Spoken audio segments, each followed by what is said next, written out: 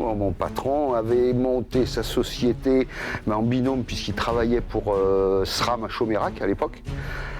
C'était une entreprise d'ascenseurs et monte charge où là on fabriquait l'appareil complet, la mécanique complète. Et lui étant un très bon électronicien, technicien, quoi. Et il a eu l'idée de créer son armoire à l'époque, une armoire d'ascenseur plus pratique, plus fonctionnelle, plus facile à mettre en route. Il a démarré ça, oui, il y a 40 ans maintenant. Il a monté un petit magasin d'électronique, de composants électroniques. Et moi, je suis arrivé en 86, période où il voulait en même temps créer une filerie électrique précablée. Ça n'existait pas. Avant, les gens sur les chantiers, sur le toit de cabine, câblaient leur boîte révision, tout ça. Alors, le chantier coûte cher, quoi. Quand j'arrive en 86, on est 3 personnes. Mon patron, Gérard Cholvy, sa femme, Bernadette, et puis moi. Voilà, on est 3. Elle s'appelait Sprint, ouais, Société pour la recherche industrielle des nouvelles technologies électroniques.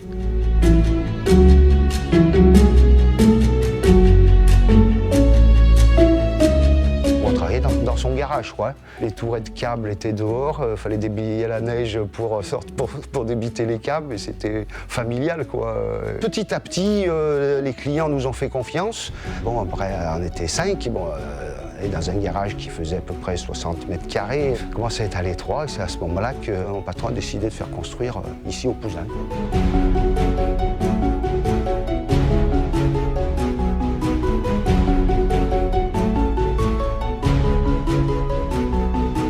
La période où le marché s'est écroulé en France. On a eu un bon client de Lyon et il est venu voir mon patron, il dit mais attends, en Espagne, ils achètent aussi une armoire à l'étranger, mais ça leur coûte trop cher, ils veulent développer un bureau d'études. Ils sont venus nous voir et ils ont dit écoutez, nous, Sprint, on rachète. Moi je suis arrivé donc, en 96, donc c'était juste au début où donc, Electra était en partenariat avec Sprint.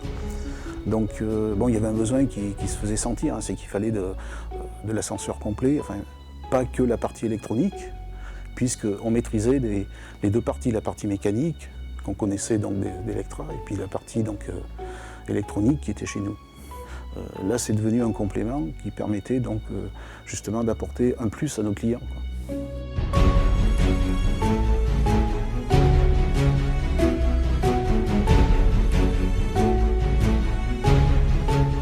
Donc à partir de 2006, donc Electra n'a plus travaillé avec nous.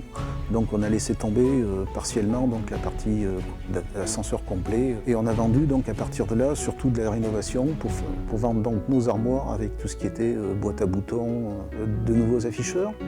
Il y a eu des synthèses vocales qui sont venues se greffer là-dessus, la mise en place de tous les téléphones, les écrans tactiles et qu'il a fallu implanter dans les ascenseurs. Élection établie.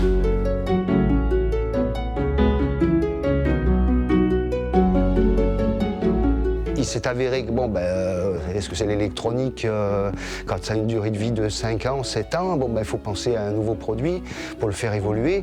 Alors là, il y a eu création d'un bureau d'études où ils se sont penchés sur un nouveau produit, quoi. Oui, un bureau d'études étudie et développe des produits.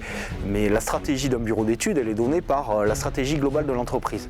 La stratégie de Sprint, c'est de proposer toujours des produits justement innovants, avec un temps d'avance. Donc forcément, au bureau d'études, on essaie effectivement de faire des produits qui correspondent au marché, mais d'amener des nouvelles technologies ou d'amener des innovations qu'on ne trouvera pas sur les autres produits, parce que c'est la clé de la valeur ajoutée. Pendant la période Electra, c'était la 4e génération de produits. On était avec la SP116. Voilà. Donc c'est par la suite il me semble qu'on a commencé à travailler sur l'évolution. Il y a des nouvelles directives, de nouvelles normes, et notre produit n'était plus à même d'y répondre. Et du coup, on est obligé de trouver une solution et d'avoir une nouvelle génération de produits, en fait. Une armoire, c'est au minimum, c'est 5 ans entre un produit qui sort et un autre. C'était un long travail avant de commencer à concevoir des cartes électroniques, quoi.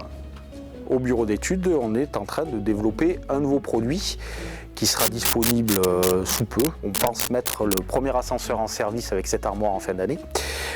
Cette armoire, elle s'appelle Swift et en fait, elle tire parti de toutes les expériences positives qu'on a eues du produit actuel. Elle tire aussi parti des faiblesses ou des lacunes de ce produit pour les combler et amener tout ce que l'évolution a un peu du mal à faire pour les ascenseurs neufs. L'ouverture des portes. Lorsque j'ai commencé donc, à Sprint donc, en 96, on devait être à peu près une dizaine de personnes. Et lorsque je suis parti, donc en 2017, on est à peu près une quarantaine, 45 personnes dans la société.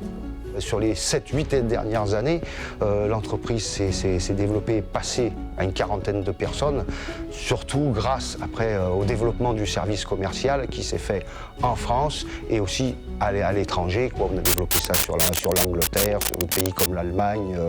Donc on vend des armoires d'ascenseurs. Comment une petite PME basée en Ardèche, de 20, puis maintenant de 40 personnes, peut tirer son épingle du jeu face à des très grosses entreprises, voire multinationales, dans la vente d'ascenseurs neufs ou d'ascenseurs complets ou à moderniser. Eh bien, on trouvait des marchés de niche. Ces marchés de niche sont les ascenseurs particuliers au sens spécifique, mais il faut quand même qu'on se diversifie, il ne faut pas qu'on se focalise uniquement sur ces marchés-là. On est obligé aussi d'aller dans le marché de l'ascenseur neuf et dans le marché de l'ascenseur plus standard.